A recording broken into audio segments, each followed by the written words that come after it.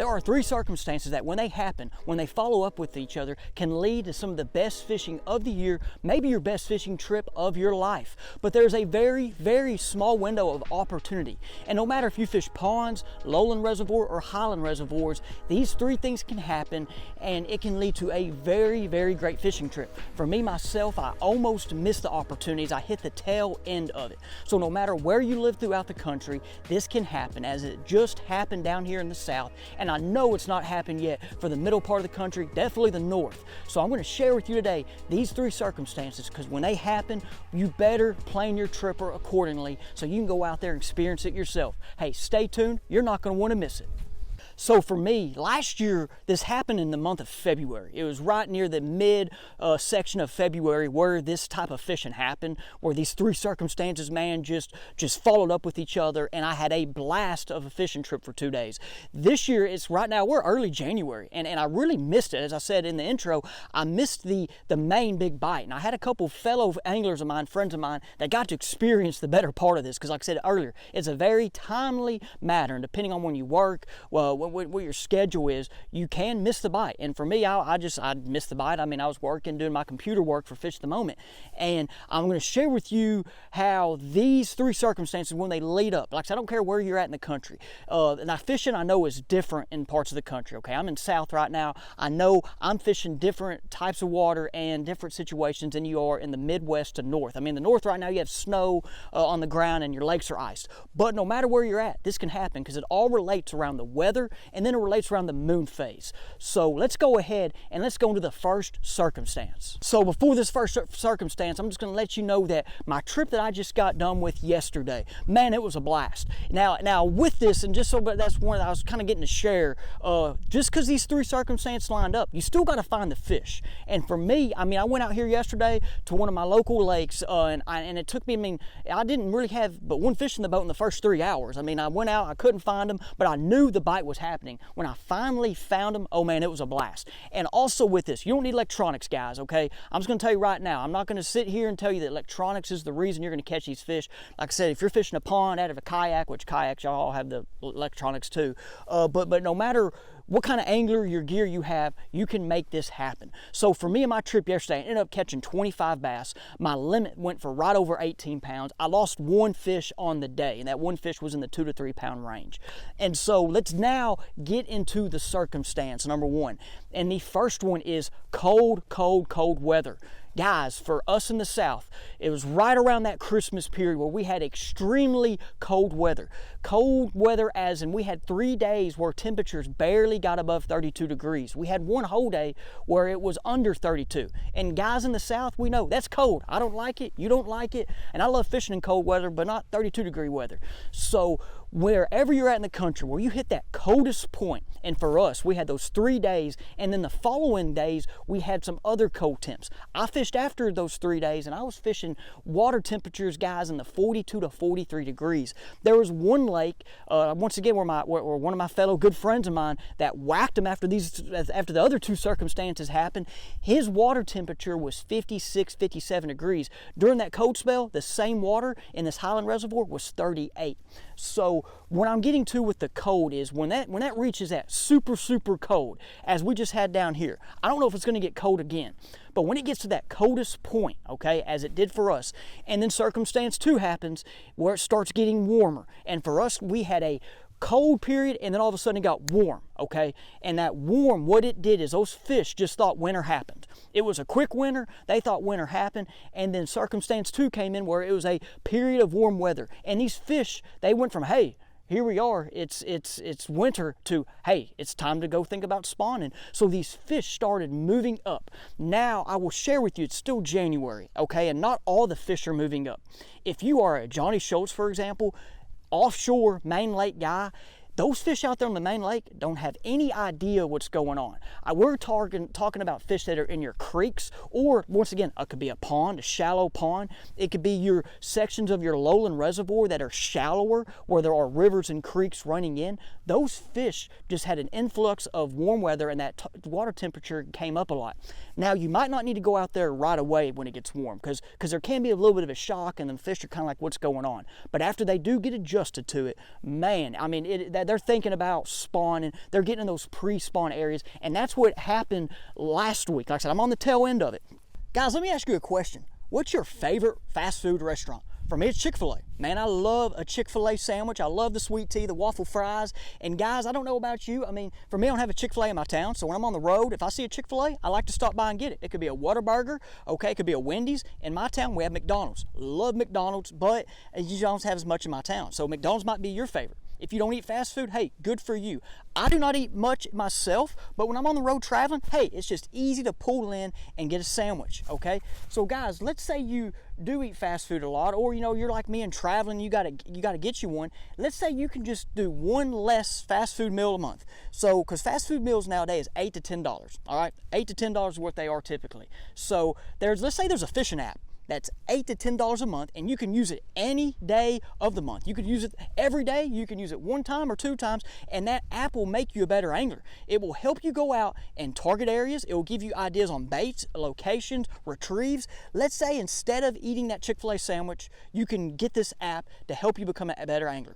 Hey, that app is the Deep Dive app. Guys, go check it out. Johnny and the team has put a lot of effort and data into this app. We've gotten positive feedback on the app. Hey, but I'm just sharing with you today, instead of just have that PB&J sandwich one day so you can use the app and get better as an angler. Hey, just give it a shot, okay? Let me know in the comments what you think. Hey, let's get back to the video. And there still is one more circumstance that just puts all this in together. So right now we had the cold weather was the circumstance one. Cold, wintry weather. Number two was warm weather to follow. So no matter where you're at, if it gets to that coldest point and then that warm weather starts happening, and then what also helped us down here, we had a warm rain. The warm rain was probably the bonus to this all. When that warm rain came in, brought in warm water, and you're over here listening to this, when warm water brought in more oxygen, bait fish, you know, and you're over here like, well, yeah, that makes sense. Well, hey, once, like I told you earlier, them fish on the main lake and your highland reservoirs, those fish don't know warm rain just happened. They're out there in deep water, clear water, off your structure, chasing bait. They, once again, don't have any clue of what's going on right now. Okay, guys, now the third circumstance. Now, this is the one that can be a little tricky, okay? And this is one, as I was talking to one of my other good friends this past week, they really don't know how to handle this circumstance at times, because you hear about, how it helps the fish and how it does all this stuff to the fish, but then again, you might go out and not catch fish. But it's all about timing and areas. Like I said, there's so much more to than just, remember fishing than just, hey, going out there and throwing your lure. This third circumstance, though, is the full moon, okay? So for us down here, we had the cold weather, okay? Once again, I bet the water that I was fishing yesterday, I bet it was 35, 36 degrees, okay? I mean, I was fishing, guys, anywhere from 2 to 4 feet, even a foot of water, okay? So don't tell me during that 3 days of 32-degree weather, it wasn't almost frozen. So we had the cold weather, we had warm weather, then a warm rain, okay? A warm rain, and then we had a full moon. So with that warm weather, as I just told you guys, is, hey, those fish, the water temperatures are going up, and fish are thinking about, hey, here comes spring, and then you have a full moon. And what that full moon does is all of a sudden trigger them big females, and some of them big fish are like, hey, it's time to go do our thing. So they start moving up closer to them spawning areas. Now, guys, I'm not telling you now that they're actually spawning, okay, depending once again where you're at. Now, once again, if this happens for you in March, April, May, it might trigger that spawn. For us down here where I'm at in South Arkansas, typically these fish like to spawn in February. Well, I say February, that's early for this lake, this shallow lowland reservoir. But there will be fish spawning on some of these lakes in May, okay? And even this lake right here, this lake behind me, I mean, some of you guys might recognize it, but I mean, I've caught fish here before spawning in June, okay? I've caught them off beds in June. But those big fish, okay, and a lot of them fish, they start getting interested, okay? That's what that moon just did. They're like, oh, hey, we got the warm water, here we go, this is our time to go up and do our thing. And then fish went shallow. And for me, like I said, the areas, that I like to target, okay, there has to be a main creek ditch or a main river ditch, no matter where you're at, okay? If it's a pond, find where your water runs in that, okay? If it's a lowland reservoir, find your creeks where there's a true creek running in, because that rain is going to bring that warm water in there, okay? And then what that warm water does is, like me yesterday, my trip, I was catching bass around bait fish. Now, let me tell you how I caught my fish, okay, guys? Like I told you earlier, I was fishing areas that a river ditch was near, okay? I mean, and today on this lake, like I told you earlier, my first 3 hours of my trip, I didn't have a fish. And I went and checked other river areas on the lake. And I found the warm water. I just don't know why I couldn't find the fish. Like I said, it's just part of it, right? But when I found fish in one of these areas, I mean, there was a bunch of them. So you gotta find your creek ditch, your true running ditch, and then you gotta look for your spawning areas. For me, these were flats, okay? And these fish were positioned on flats that lead back to further spawning areas. Now the cover today that I was catching them on, which was, once again, unique. I say not unique, it's just how it all works. I mean, it's just, let me go ahead and explain. I was catching them off dead lily pad stems. And dead lily pad stems, what they do, once again, I just told you guys, I mean, you're seeing the footage, I'm cold. It was cold that morning. It was 34 degrees when I launched the boat, okay? We had those 2 days of cold. Well, those stems were warm from the warm weather, from the warm rain, and then when it got cold, those things still held heat, so the fish got attached to them. And then also you had bait nearby. Bait was the biggest key for me today. I know I'm showing you some perspective mount shots, and I know me and Johnny with Fish the Moment, we are gonna make a perspective view video for you guys, so just stay tuned for that.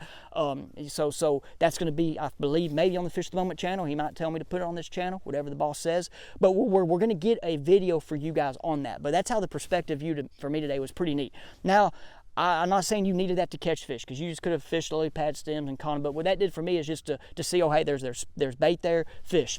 Now with that though, I didn't catch them on a bait that replicates a shad. Nope, I caught them on a jackhammer. I love a jackhammer. A jackhammer for me is a very, very big confidence lure, and you see it's red and the bait's not red either. I just also know that these fish here, I mean, and there's a couple things to think about it, but these fish here and in parts of the lake that I like to target, there is bait and they'll eat the bait, but they also will eat bluegill and craws. So I was trying to mimic that craw and just to show something different than bait. Because they've been eating bait, I'm guessing, because they see the bait, because I saw the bait fish, and all of a sudden I'm going to throw something just a little bit different here and get their attention. And like I said, every one of these fish choke this dude. So this is the evergreen jackhammer in the 3/8 ounce size. Okay, now one thing that I will say that was a big factor today was this trailer. This is the Big Bite Baits Kamikaze and Swim On trailer. It was made for the jackhammer, excuse me, for a bladed jig, chatterbait, and also made for a swim jig, okay? This dude, man, lets this bladed jig have more action, and man, as you see in the footage, I'm reeling it super slow,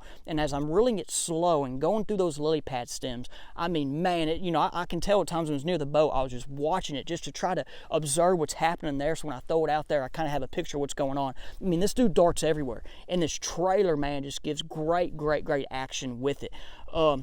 Now, one thing with this though, I will share with my trip. I'm throwing on monofilament line. I'm fishing so shallow. This right here, 16-pound Sunline Super natural monofilament line. It's a 16 or 15. I forgot which one. I think this is the 16. But I kind of. Anyway, I might kind of mess that up, but I will put that link in the description. I like the heavier mono line, and I like the mono line because I'm fishing so shallow, it keeps this bait up, okay? So I don't get down there. I can reel it so slow, and it's staying up. Because even if those fish are on the bottom, they're looking up. And even if they are kind of there in the stems, you're getting it right by their face, okay? Well, I'm using a 6:2-to-1 gear ratio reel, okay? Once again, I'm trying to reel this dude slow. My rod is the Denali Covert Light 6'9", spinnerbait rod. It's a medium heavy rod. It's a spinnerbait rod, but spinnerbait, chatterbait, bladed jig, you can fish them on the same rods. And so for me, this bladed jig, like I said, and it was the only thing I can get bit on. I threw some other lures, guys, but just like I said, for me, once I got a couple bites with this and they had this thing and held down their throat, I knew that this was going to happen, okay?